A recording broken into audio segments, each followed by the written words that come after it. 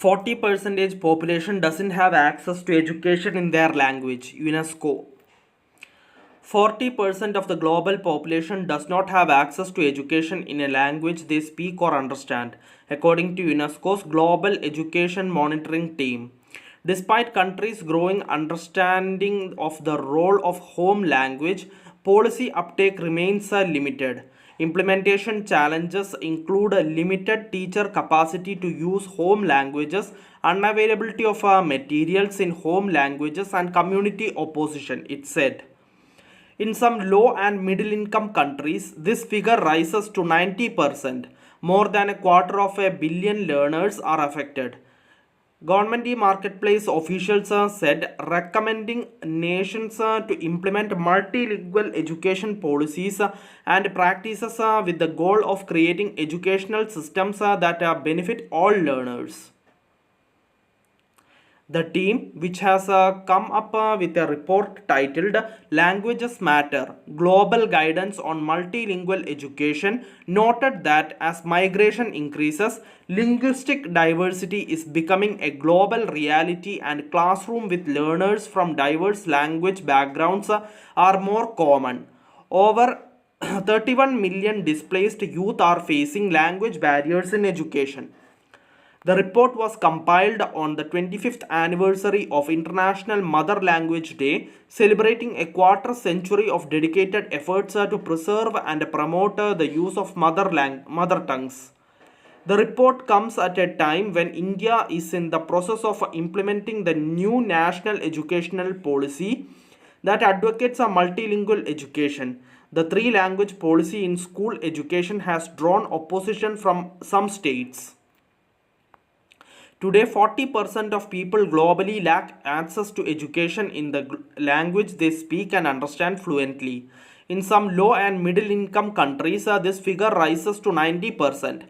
More than a quarter of a billion learners are affected, a senior government marketplace team member told PTI. The first thing to note is that over the course of this decade, which has been marked by the pervasive influence of technology in young people's lives, but also by the impact of COVID 19. Learning levels have dropped sharply in both reading and mathematics.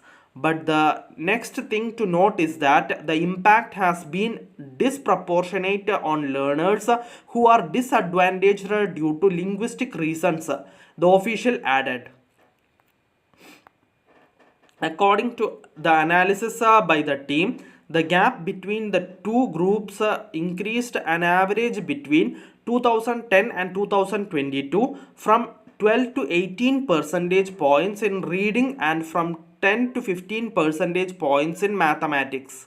This suggests that learners who do not speak the language of instruction at home, whether for historical reasons or due to migration and displacement, are at a bigger risk of learning loss. Countries face diverse linguistic challenges in education stemming from both historical and contemporary factors.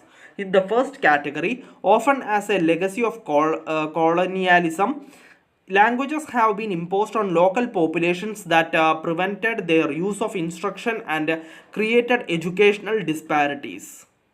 At the same time, large linguistic diversity in some countries presents challenges for educational systems as resources for implementing multilingual education programs tend to be limited, the report said.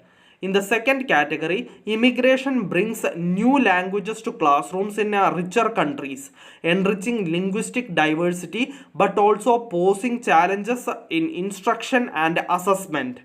These countries often grappled with issues such as language acquisition, support for immigrant students, developing inclusive curricula and that reflect diversity, and ensuring equitable access to quality education for all students, regardless of their linguistic background. The context each country face means the policy solutions required are different, it added. The government marketplace has recommended that educational language policies should prioritize context specific approaches and language transition must be backed by curriculum adjustments and supported by teaching and learning materials adopted for that grade.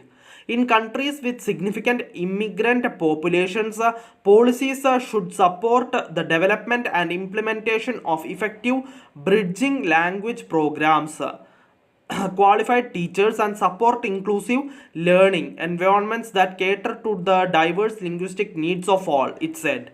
In multilingual contexts, training should ensure proficiency in both home and second languages. Teacher deployment could match the teacher's language fluency with the language of instruction of the target school. Early childhood educators should be trained on culturally and linguistically responsive pedagogy, it added. Planning for strong support systems outside of schools to ensure the success of a new multilingual education policies, and supporting school leaders to foster inclusion in schools are also among the recommendations. Countries should ensure that the selection, recruitment, and training of school leaders includes a focus on fostering inclusion in schools, inclusive of a multilingual students' needs.